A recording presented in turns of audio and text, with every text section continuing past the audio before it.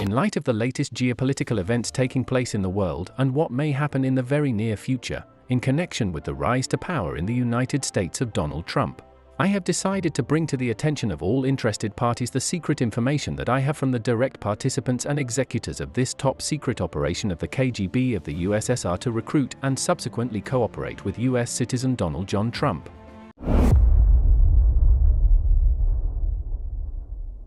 The leaders and high-ranking officers of the KGB of the USSR, as well as the State Security Service of Czechoslovakia, Statny Bezpečnost, were involved in this operation.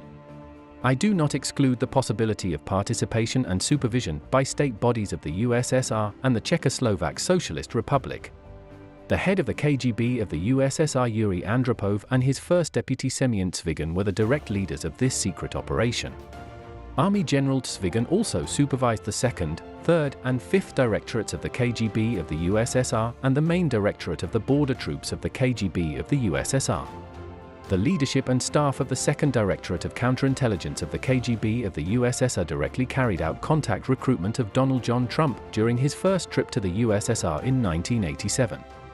But this recruitment operation, according to the data I have verified, began back in the mid-70s with the direct participation of the leadership of the 1st Main Directorate of the KGB of the USSR, Intelligence, and the State Security Service of Czechoslovakia. In order for interested parties to understand the extent of my access to classified information and sources, and to trust my information, I would like to slightly lift the curtain on my identity. I am a former Lieutenant Colonel of the 5th Directorate of the GRU of the USSR, the Directorate of Operational Intelligence. Due to close family ties and complete trust, from February 5, 1982 to July 13, 1987, I was the closest assistant to the Chief of the Main Intelligence Directorate, Deputy Chief of the General Staff of the Armed Forces of the USSR, Army General Pyotr Ivashutin, and due to the nature of my service, I had access to the most secret information of all intelligence and special services of the USSR, as well as the security services of the Warsaw Pact countries. I had to directly communicate with the leadership of the intelligence services of these countries and, on Ivashutin's instructions, delve into and supervise joint operations. At that time, not a single, even the most insignificant operation carried out on the territory of Eastern European countries or on the territory of the rest of the world was possible without the participation of Soviet specialists. All operations involving the special services of these socialist countries were carried out only after coordination with Moscow. The ears and the watchful eye of the big brother of the occupier were sticking out everywhere. And I very often had to be precisely these ears and eyes of Pyotr Ivashutin. I will start with information I received quite recently from a former high-ranking officer of the State Security Service of Czechoslovakia. After the collapse of the USSR and the socialist camp, and after the declaration of independence of the Czech Republic and Slovakia, he became a general of the Office of Foreign Relations and Information, i.e. the Foreign Intelligence of the Czech Republic. Starting his service in Statny Bezpečnost, he was directly subordinate to Colonel G. Kudelka, who in the late 60s recruited and subsequently supervised Ivana Marie Zelnkov, the future first wife of Donald John Trump. She was recruited in the highest category in the qualification of secret agent. Such people were recruited for conscious cooperation. Reasons: material benefits, coupons in department stores, financing of expenses, clothing, Western alcohol, etc., better employment options with opportunities to travel around the world. And also, ideological reasons, the fight for socialism, the peace movement, etc. An important addition was communication with representatives of the unfriendly West. It resulted in psychological pressure on the subjects through compromising information, demoralization of the individual, blackmail, etc. Statny Bezpečnost used undercover agents in all its departments: intelligence, counterintelligence, security, surveillance, and the intelligence technical department. In intelligence, there were such categories of undercover agents as agent, secret liaison, and ideological collaborator. Cooperation was most often terminated due to the health or death of the employee, his emigration, demotion, etc., but everything depended on the quality of the cooperation. Ivana Marie Zelnkov was born on February 20, 1949, in the city of Gottwald in Moravia. From her youth, she devoted her attention to alpine skiing. According to Ivana herself, she was even a member of the reserve team of Czechoslovakia at the 1972 Winter Olympics. But if this pre-prepared legend worked until the mid-80s, then already in 1989, by the time of the collapse of the Warsaw Pact and its secret intelligence services, the Secretary General of the Olympic Committee of Czechoslovakia Petr Pomezny began to refute this legend. When journalists asked about Ivana Zelnkov, he replied, "Who is this woman Ivana, and why do journalists continue to ask about her? We have searched and consulted with many people many times, and there is no such girl in our records." It is this remark that makes us look into her biography in more detail. We see a standard scheme used by the special services of the USSR and the Warsaw Pact countries to transfer and legalize their female agents to the countries of the hostile West. This is a fictitious marriage with a foreigner who fell into the networks of these special services due to some offense. From my experience of service in the GRU of the USSR, I claim that we had quite extensive lists of such potential clients for subsequent recruitment in order to later use them in our interests. Zelnkov's example is very typical of the classic pattern of this kind of operation. In 1971, Zelnkov married Austrian ski instructor Alfred Wilkelmeyer. In March 1972, Ivana Wilkelmeyer received Austrian citizenship. The fact that this was a fictitious marriage is evidenced by the fact that from the moment of the wedding and while living with Alfred, Ivana Wilkelmeyer had a romantic relationship with the Czechoslovak lyricist and playwright Yuri Tidal, who was also an employee of the State Security Service of Czechoslovakia. He helped Ivana quickly adapt to her new role. Tidal died in a car accident in 1973, and most likely not by accident. At least, according to my Czech informant, the police closed this case very quickly. After Steedle's death in 1973, Ivana and her fictitious husband left for the United States, where they got divorced in Los Angeles. After the divorce, Ivana moved to Canada, where she lived with another employee of the Czechoslovak State Security Service, George Yuri Sirovatka, who was acting undercover. According to the legend, he was the owner of a ski boutique in Montreal. Ivana had known this employee since his studies and service in Czechoslovakia since 1967. While living in Canada, Ivana worked as a ski instructor and worked part-time as a model in a department store and a designer clothing store. She was also involved in the advertising campaign for the 1976 Summer Olympics. There was a strong hand behind her, skillfully leading her to the main goal of her entire life and service. With a beautiful biography and an impressive portfolio. In 1976, Ivana was introduced to Donald John Trump by the KGB residency in the USA. She immediately broke up with Yuri Sirovatka and threw herself into Trump's arms. That was when the operation to recruit and use Donald Trump in the KGB operations began. And it was Ivana Zelnkov who prepared Trump and brought him to Moscow in 1987 to ensure personal contact between her husband and the then chairman of the KGB. According to my information, this meeting took place in one of the KGB buildings in Kaiselny Lane. Ivana Zelnkov, in addition to her native Czech, was fluent in several languages, Russian, German and French. She herself did not indicate English among these languages, although she lived in the USA with Trump from 1976 to 1992. In her marriage with Donald Trump, she had 3 children, Donald Trump Jr., Ivanka Trump and Eric Trump. How did she communicate with her husband and children without knowing English? The fact that she did not indicate fluency in English could be a kind of psychological defense. And this is one of the skills that are taught in the secret services. The moment when Donald Trump's family relationship with Ivana Trump Zelnkov began to break up miraculously coincided with the time of the destruction of the socialist system, the Warsaw Pact and the secret services of the former socialist bloc countries in 1989. By the way, their official divorce took place in the same month, March 1992, when the KGB of the USSR and the GRU of the USSR ceased to exist. This was a clear attempt by Donald Trump to get rid of the documentary connection with the agent of the State Security Service of Czechoslovakia and the trail of its Moscow leadership. But the KGB of the USSR turned out to have 2 long tentacles. In conclusion of the research into Ivana Zelnkov's personality, I would like to inform you that in 2022, by decree of the President of the Czech Republic, she was posthumously awarded the Gold Medal for merit on the recommendation of the leadership of the Czech Security Service. This award is given by the President of the Czech Republic to citizens for merits in public service or local government, for achievements in the field of economics, science, technology, culture, art, sports, education, defense and national security of the state. But how the recruitment operation itself took place and what could have been discussed at the meeting between the chairman of the KGB of the USSR, Comrade Chebrikov, and Mr. Trump, I will tell you in my next message.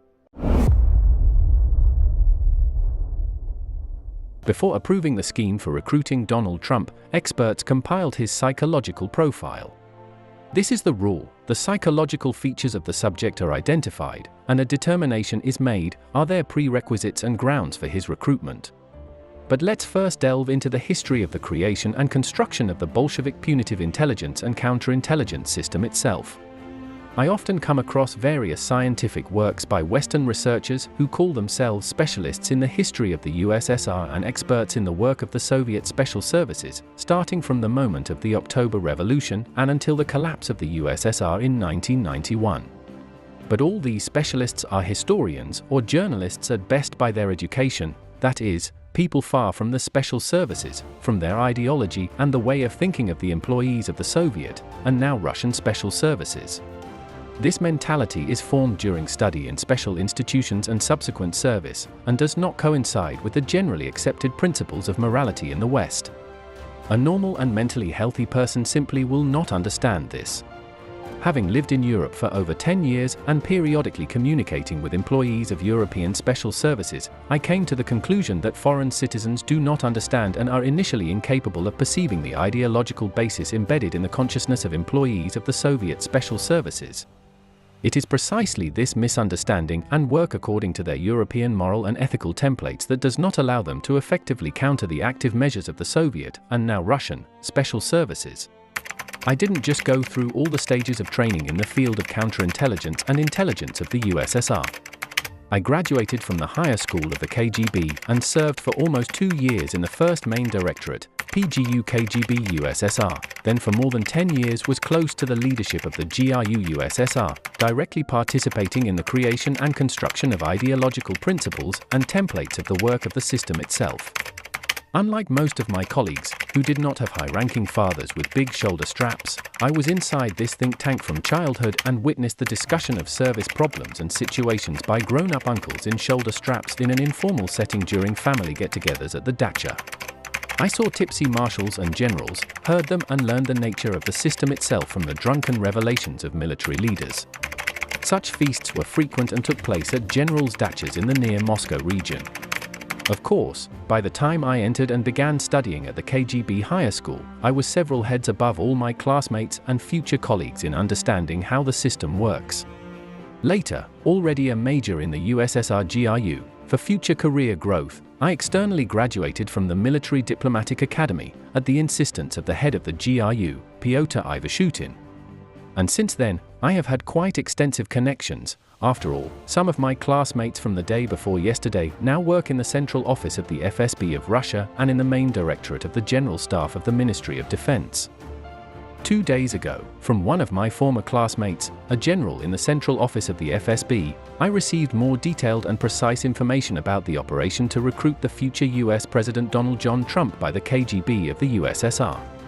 According to information from my former classmate, who, due to the nature of his service, has access to the most secret archives of the FSB, SVR, and old KGB documents, active measures with Donald Trump began in 1978. On October 17, 1978, the first Deputy Chief of the First Main Directorate of the KGB of the USSR, Lieutenant General Boris Ivanov, reported at a meeting of the heads of the First Main Directorate and, in particular, the Chief of the First Main Directorate of the KGB of the USSR Vladimir Kryachkov on the completion of the first preliminary stage of recruiting Donald Trump, and proposed moving on to real cooperation and using him in active measures in the United States and other Western countries. Ivanov Boris Semenovich supervised Directorate K, Counterintelligence, and departments for the Western Hemisphere. In 1955 to 1959, he headed the legal KGB residency in New York. In 1960 to 1962, he was the head of the first department of the First Main Directorate of the KGB.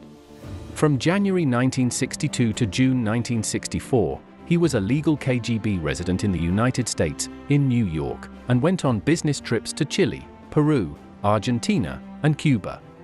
During his missions in the United States, he held the post of advisor to the permanent representative of the USSR to the UN, was an individual member of the Commission on Human Rights and the Subcommission on Prevention of Discrimination and Protection of Minorities of the UN. From March 17, 1979, he became the head of the KGB operational group in Afghanistan. From 1982 to 1987, he was the chief intelligence consultant of the group of consultants to the chairman of the KGB. Now we can assume with 100% certainty that it was Boris Ivanov who directly reported to Andropov and later to Chebrikov about cooperation with Donald Trump. It should be noted that it was Ivanov who in the 1980s was the representative of the KGB of the USSR in the Small Five of the Politburo, an expert foreign policy body that determined the foreign policy of the USSR. He was also the official representative of the USSR in international negotiations on security and cooperation in Europe and the limitation of strategic nuclear weapons. By the way, during the invasion of the USSR troops into Czechoslovakia in 1968, Ivanov was the deputy head of the KGB operational group in Czechoslovakia and practically supervised and directed the joint actions of the USSR KGB and the local Statny Bezpečnost service. From that moment on, it was Ivanov who supervised and maintained friendly, trusting ties with the STB leadership. And remembering the primary role of the Czechoslovak special services in this operation, we can easily identify the figure who played the main role in the recruitment of Donald Trump. I have listed Ivanov's positions in such detail to show what great importance the leadership of the USSR KGB and the country's leadership attached to the recruitment of Donald Trump even before the collapse of the USSR. Perhaps the collapse of the USSR was a psychological blow for Trump himself, which ideologically and mentally brings him closer to Putin. After Lieutenant General Ivanov was transferred to a higher management level in 1978, Major General Yuri Ivanovich Drozdov, Deputy Chief of the First Main Directorate of the KGB of the USSR, Chief of Directorate S of Illegal Intelligence of the First Main Directorate of the KGB of the USSR, who held this position from 1979 to 1991. Took on the figure of Donald Trump in the system of the First Main Directorate of the KGB of the USSR. At the same time, at the end of 1979, the Top Secret Service A, Active Measures, was connected to this operation. The employees of this secret service carried out open or secret specific operations, E measures, the purpose of which was to influence certain areas of the political life of countries, their foreign policy, the solution of international problems, to mislead the enemy, undermine and weaken his positions, disrupt his plans, etc. One of the goals of active measures is to influence public opinion in other countries, as well as the actions of individuals, state and public organizations. In the Soviet Union, it was precisely these activities that were carried out by Service A of the First Main Directorate of the KGB, which worked in close contact with the International Department of the Central Committee of the CPSU. Since that moment, Donald Trump has received comprehensive support from highly qualified specialists in the areas that are now being carried out before our eyes both in the United States and in the Western world. Most likely, relying on the rich experience of the employees of this secret service and long-standing contact with it, Donald Trump and his entourage created the mega movement to conduct election campaigns in 2016 and 2024, staging assassination attempts and much more with the set of shock content that the whole world has seen in recent months. I understand why Western intelligence agencies could not find an antidote to these active actions, thoroughly developed and carried out by highly professional specialists of this secret service. But let's return to Trump's curators. Leaving for a new position, Lieutenant General Ivanov transferred supervision and all management of this operation to his deputy, Major General Vadim Alexievich Kirpichenko, who later received the rank of Lieutenant General. From 1970 to 1974, Kirpichenko was a resident in Tunisia and Egypt. Then for 5 years, until August 1979, he headed the Illegal Intelligence Department S of the First Main Directorate of the KGB of the USSR. He worked with Helen and Peter Kroger, Leontina and Morris Cohen. He led the storming of Armene's palace in 1979. From 1979 to 1991, Kirpichenko was the first deputy head of the First Main Directorate of the KGB of the USSR. After Kryachkov was promoted in 1988, Gorbachev demanded that young people be promoted, and 65-year-old Kirpichenko's career growth was cut short. Nevertheless, he continued to serve under Yeltsin and resigned only in 1997. It should be noted that it was he who headed Directorate S for 5 years, which in 1979 took Donald Trump under its wing and began to help him in active measures. He continued to supervise this operation and secretly manage active measures already in the Foreign Intelligence Service of the Russian Federation. One of Trump's curators was Lazar Lazarevich Matviev, a legendary figure. He was the head of the Soviet intelligence group in East Germany, represented the USSR in the Ministry of State Security of the GDR. From 1982 to 1989, he held the post of KGB USSR liaison officer for the Dresden district, and in 1982 to 83 was directly subordinate to Viktor Nagayev, the former head of the illegal group of the S Directorate of the KGB of the USSR. And just for information, Lazar Matviev was Vladimir Putin's immediate superior during the Dresden period. In this message, I focused on the moment of the preparatory part of the recruitment and the beginning of active measures to work with Donald Trump. I also identified the interested parties and high-ranking officers involved in the development of the subject. All of them, one might say, are legends of the first main directorate of the KGB of the USSR. Can you imagine how important this operation was for the KGB and the leadership of the USSR, since they, together with the State Security Service of Czechoslovakia, threw their best personnel into its implementation? In my next message, I will talk about the tasks that were assigned to Donald Trump by the leaders of the KGB of the USSR, and also present publicized the very active events in which Donald Trump personally took part.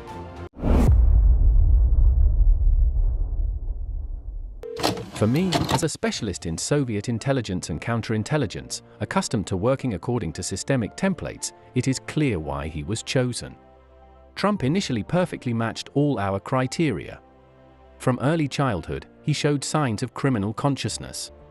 With a complete lack of generally accepted moral principles and spiritual values, Trump was absolutely unprincipled and full of contempt for the sense of civic duty.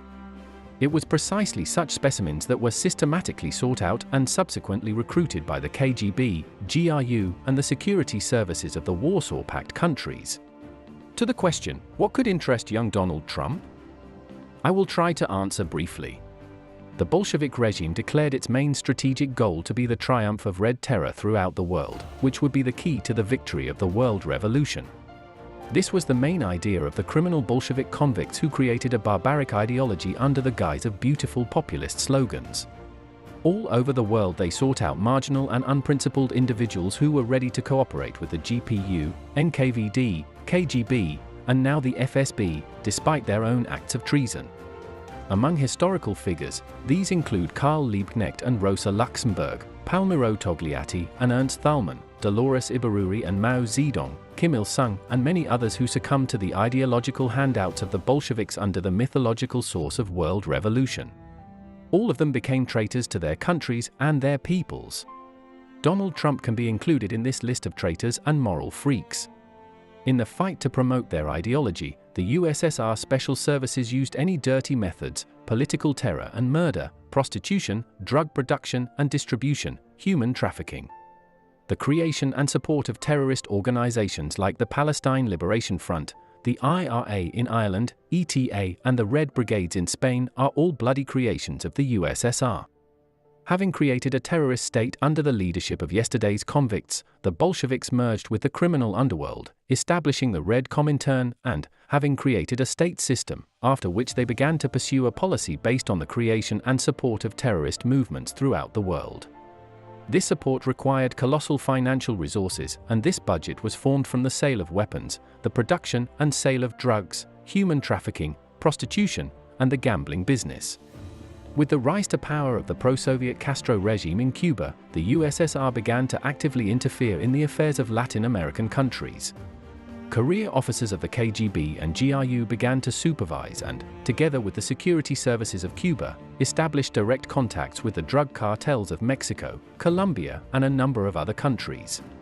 The goal was to, if not destroy, then undermine stability within the United States through the delivery and distribution of drugs.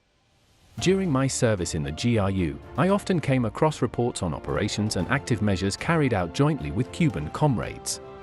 In the structure of the GRU, this area was handled by the Third Directorate, focused on the countries of the Western Hemisphere, Great Britain and its dominions.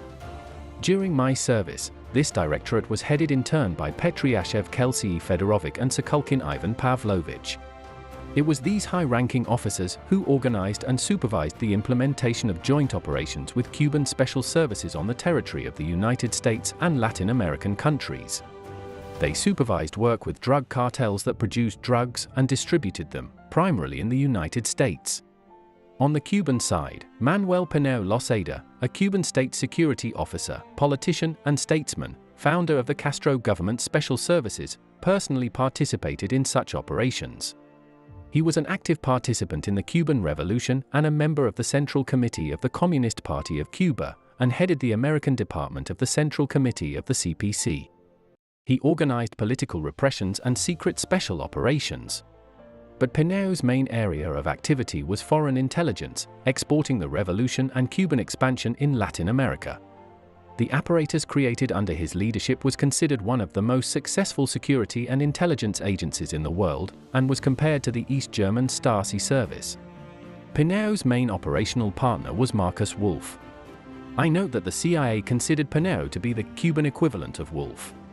Pineo oversaw secret operations and support for pro-communist forces in Argentina, Venezuela, Peru, Colombia, and Bolivia. It was from these Latin American countries that cocaine flowed in an inexhaustible stream with the direct participation of Manuel Pineo. In 1974, Pineo became the head of the American Department of the Central Committee of the CPC. In this capacity, he continued to oversee Cuban operations in Latin America, organized support for leftist, Marxist and pro-communist movements, Grenadian, Nicaraguan, Salvadoran, Guatemalan. He was in charge of intelligence and political activities in the United States, disintegration actions in Cuban political emigrant organizations. Among Pineo's contacts were such major figures as Peruvian President Velasco Alvarado, Panamanian leader Omar Torrijos, and the rise to power of the governments of Maurice Bishop and especially Daniel Ortega were considered brilliant achievements of Pineo. Why did I pay such special attention to this topic in my post about Trump? Because the purpose of recruiting Donald Trump is inextricably linked to the production and distribution of drugs in the United States and other countries of the Western Hemisphere. The profits from the production and distribution of drugs had to be legalized. Until the mid-70s, this was relatively easy. After all, international control over financial transactions had not yet been established, and the profits received from criminal activity were easily legalized by the Soviet special services and their Cuban colleagues, after which they were directed to support terrorist revolutionary organizations and movements in Western countries. But in the late 70s, laundering became problematic, the risks increased, and it was necessary to look for a legal or at least semi-legal way to launder money received from criminal business.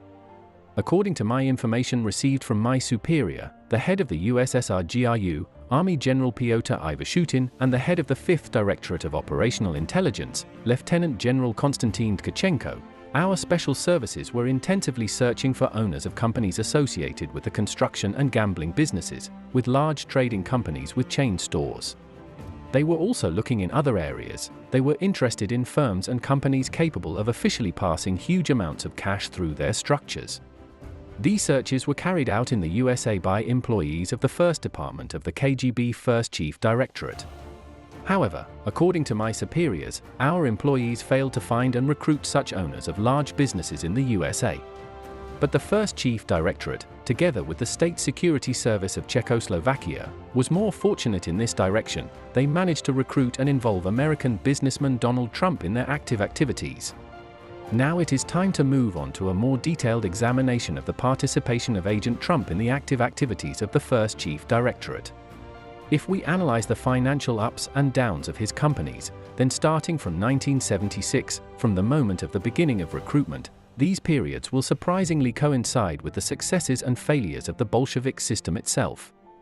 Until 1987, that is, until the moment of Trump's arrival in Moscow and personal meeting with the chairman of the KGB of the USSR Viktor Chebrikov, the financial income of Donald Trump's companies fit within the limits of the financial sums received from shadow participation in the legalization of income of the KGB of the USSR and Cuban special services, which were permitted at that time.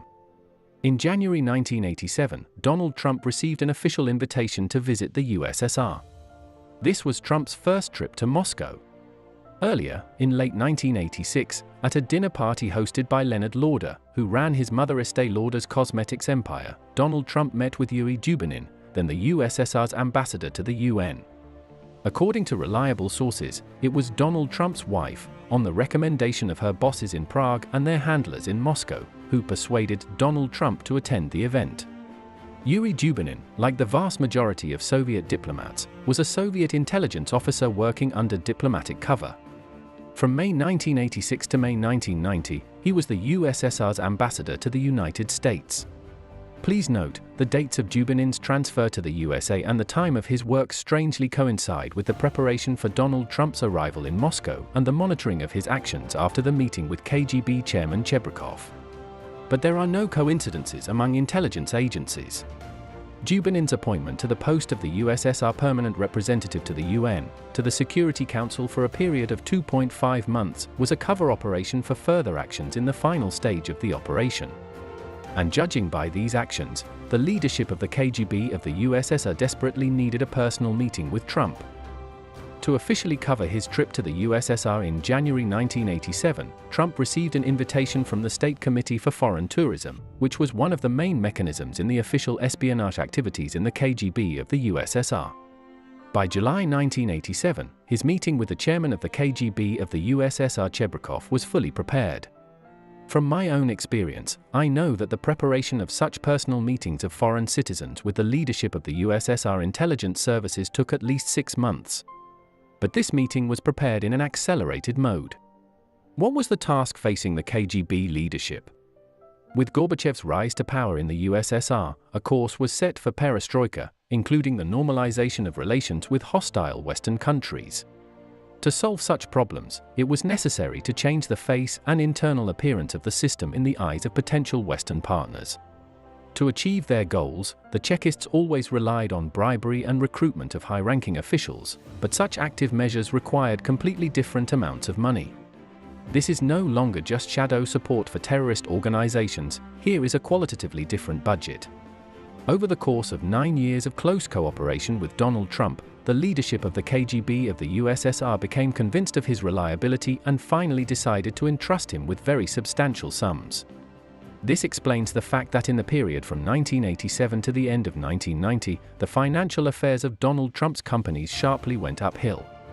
During this time, his capital miraculously increased by $375 million.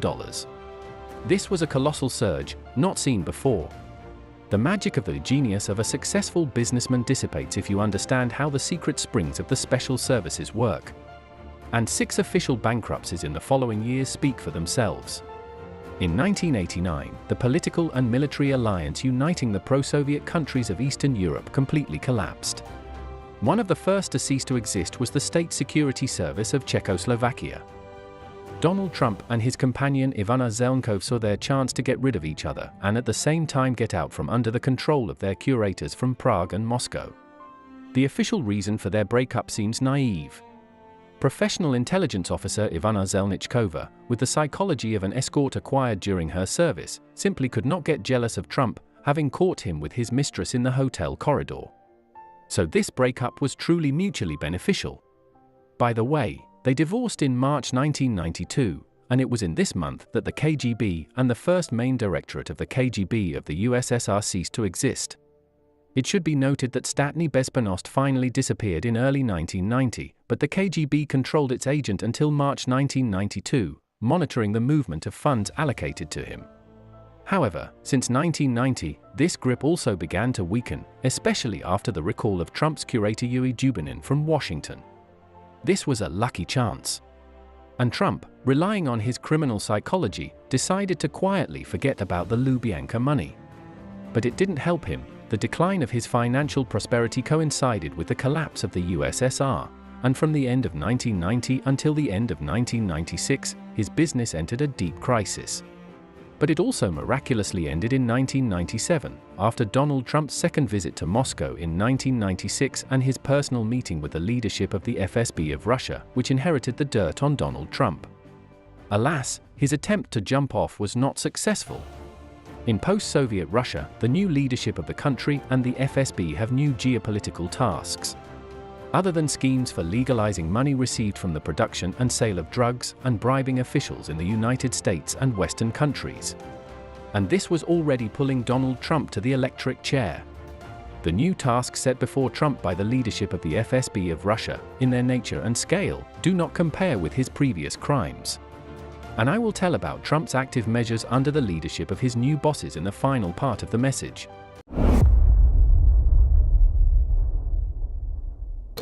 It is time to talk about President Donald Trump and his consequences in the active measures carried out by the FSB of modern Russia. As I have already reported, in March 1992, Trump got off the hook of the KGB of the USSR, as if forgetting about the Soviet money allocated to him as a result of a personal meeting in Moscow with some KGB of the USSR Viktor Chebrikov. After consulting with my reliable specialists from the then leadership of the KGB of the USSR, I am ready to state that the money was intended to pay for services to high-ranking persons in London in US circles and for more effective implementation of active measures in the territory of the USA and other countries of the Western Hemisphere. After the collapse of the USSR and the emergence of the liquidation of the KGB of the USSR and other special services in the countries of the Eastern Agreement, Trump considered that he had been forgotten. But he was disappointed. In early November 1996, at the invitation of the first efficiency of the Prime Minister of the Moscow government, the head of the Complex of Perspective Development Vladimir Rezin, Trump came to Moscow. He arrived accompanied by representatives of the American company U.S. Tobacco, together with which it is planned to build in the elite residential room of Moscow a complex for foreign businessmen. In fact, it was a good bait prepared by the FSB of Russia to restore cooperation and to begin work already with the new leadership of the FSB and SVR. According to my information, control over the implementation of further cooperation with Donald Trump was assigned to the first impact of the Foreign Intelligence Service of the Russian Federation, Colonel General Alexei Shcherbakov. Shcherbakov Alexei Anatolievich worked in the PGU system of the KGB of the USSR since 1964. Graduated from intelligence school. Worked in Belgium, was twice experienced in business trips to India. He went from a junior operative to the first influence of the director of the SVR. During this visit, Trump met with Shcherbakov. But to create closer contact and detailed discussion of further cooperation, Trump returned to once again, in December 1996. For cover, the main goals of the visit were with the first Deputy Prime Minister of the Moscow government Vladimir Rezin. The main topic of discussion was the project of the residential complex Trump Tower. According to my reliable source, Donald Trump and Alexei Shcherbakov spent 2 days in a separate office, specially prepared for these purposes in the building of the Moscow City Hall. At the insistence of the SVR leadership, in order to better cover up such cooperation and Trump's more frequent visits to Moscow, the mayor's office proposed several construction projects. For example, the reconstruction of the Moscow and Russia hotels, the possibility of Trump's participation in the construction of the world's largest children's entertainment center called Miracle Park, on which Moscow Mayor Luzkov's friend, sculptor Zurab Tsereteli, worked. According to American media, Trump offered the sculptor his plan to create a huge, the size of the Statue of Liberty, monument to Christopher Columbus in Manhattan. These projects were widely covered in the Russian and American press. But not a single, even the smallest construction project involving Donald Trump's companies in Moscow was ever implemented. Simply initially, these were just well-prepared cover operations in order to initially be able to remove any suspicion from the U.S. intelligence services regarding such frequent trips and public communication. The Russian intelligence services initially tried to protect their valuable agent during such trips, adding a financial interest to him. One of the manifestations of payment for the services of such cooperation with the SVR was an event held in November 2013. Then Donald Trump organized the Miss Universe Beauty Contest in Moscow, co-owner of which he was from 1996 to 2015 together with the NBC television company. For its holding in the Moscow Crocus City Hall, Trump, according to media reports, received $14 million from the entrepreneur and owner of the Crocus Group Aras Agalarov and other investors. According to the data received from my informant, the lion's share of this money came from the SVR, and possibly from Russian President Vladimir Putin himself. I can assume that Donald Trump knew who the main source of the sum that came to him was. It was decent, considering that Trump once purchased the estate in Mar-a-Lago for $5 million. Or a little more. Trump was increasingly hooked by the Russian special services. The strategic geopolitical tasks that were set before him during the Miss Universe contest in 2013 exceeded all possible fantasies of Vladimir Putin himself. In my opinion, these $14 million were a small advance for future actions on the part of the KGB FSB agent Donald Trump. It was then that he was set with the strategic task of going into politics and trying to take the seat of the US president. Moscow constantly came to the rescue, promptly solving the financial problems of the great businessman during 6 bankruptcies of the companies belonging to him. Former employees of the IA Directorate of the KGB of the USSR surrounded him with their care and help from the moment of their cooperation back in 1978. And I am sure that some of them are still present in his entourage. I see signs of the use of patterns and skills embedded in me, among others, which were used by us, employees of the Soviet Special Services, during active measures. After all, it is impossible to hide the knowledge and skills obtained from common teachers and a special style. I will not focus on the 2016 election campaign and the obvious participation of specialists from the IA Directorate in it, using dirty political technology methods against Hillary Clinton in the interests of Trump. However, I will dwell on the personal meeting of US President Trump with Putin during the Russia-US summit on July 16, 2018 in Helsinki. During a personal conversation with Putin in a face-to-face format, Donald Trump violated the US security law by refusing the mandatory presence of an American interpreter during the conversation in such cases. I emphasize, this is a mandatory procedure established by law. Perhaps Donald Trump had something to hide from his employee. However, it was after this personal meeting that Donald Trump came out to journalists psychologically depressed. And on the contrary, his vis-à-vis Putin demonstrated the elevated mood of a winner and master of the situation. The second point I want to focus on is the staging of an assassination attempt on US presidential candidate Trump. This spectacle took place on July 13, 2024, when a shooting occurred during a campaign rally in Butler, Pennsylvania. I am qualified to discuss this event from a professional point of view, since, as a young junior officer, I received specialized sniper training. Alas, I had to use these skills during short-term deployments to Afghanistan in 1984–86. Therefore, as a professional sniper, I could analyze this entire spectacle in detail.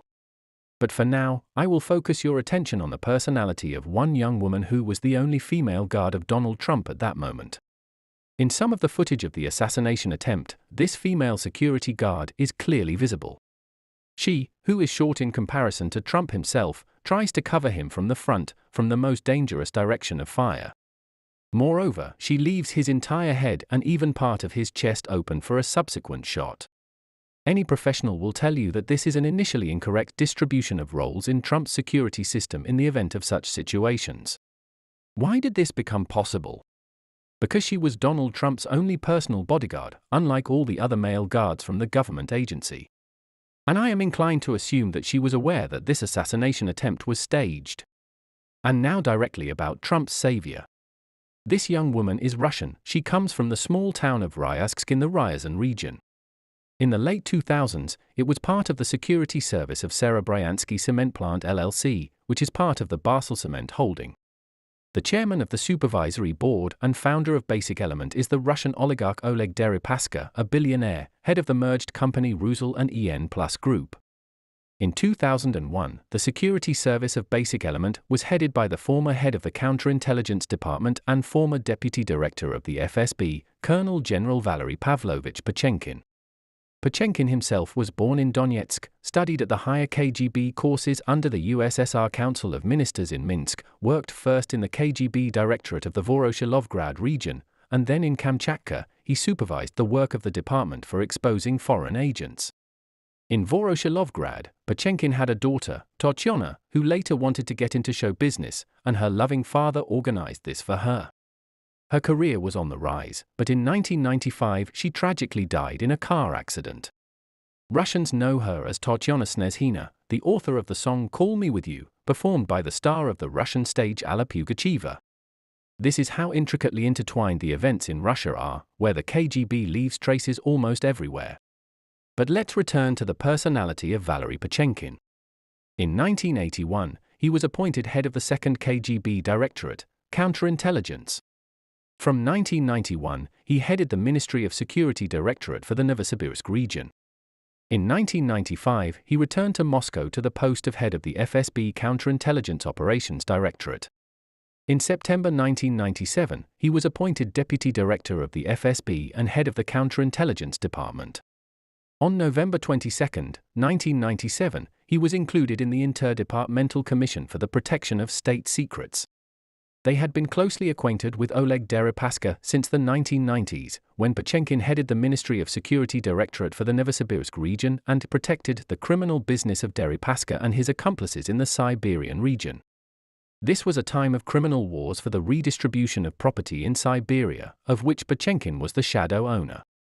On July 25, 1998, Yeltsin appointed Vladimir Putin as the director of the FSB, and Pochenkin became one of his most trusted persons in the FSB system. According to my information, he carried out the most important and even bloody orders of his boss. After Putin became president of Russia, their personal relationship only grew stronger. It was Pochenkin who introduced Putin to Deripaska, who eventually became Putin's personal wallet and the main custodian of most of Putin's assets.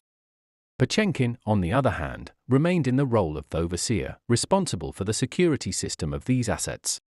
He was appointed Deputy General Director of Basic Element for Asset Protection in 2009, and in June 2018 he became General Director of the holding company Basic Element. But let's get back to the female security guard from Donald Trump's inner circle.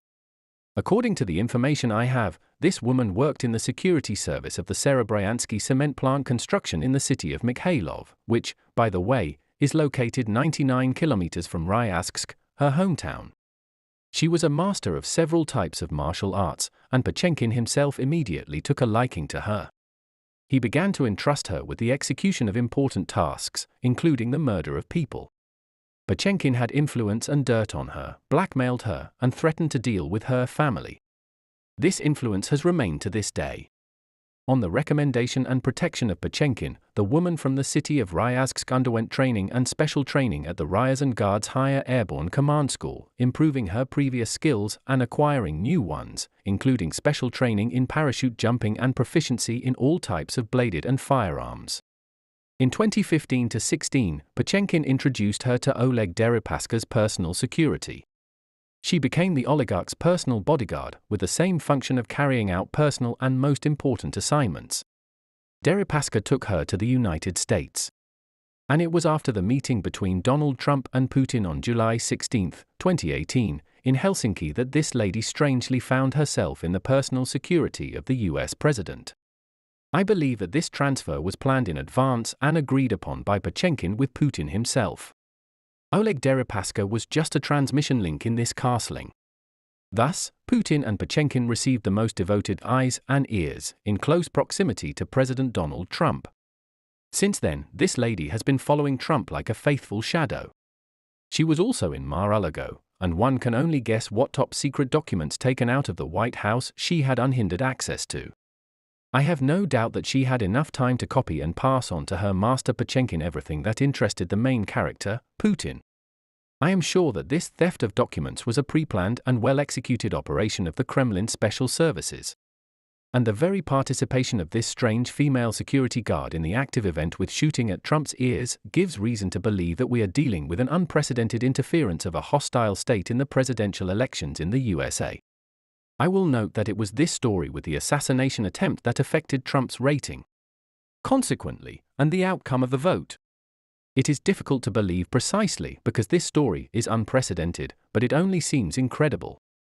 The current active measures carried out by Donald Trump, Elon Musk and their other associates to destroy the US security community and army, to destroy NATO and break relations with European countries, correspond to the plans of Putin, who wants to weaken the political and military alliance in European countries and ultimately destroy both NATO and the European Union. Putin dreams of restoring the geopolitical influence of the USSR and raves about conquering all of Europe, something Joseph Stalin dreamed of but never achieved. Unfortunately, these goals can be achieved with the help of those active measures, the templates of which I have described. Deep down, I hope to reach the consciousness of European politicians and the heads of European intelligence services who are capable of preventing this madness. We still have some time. but it is catastrophically short. End of communication.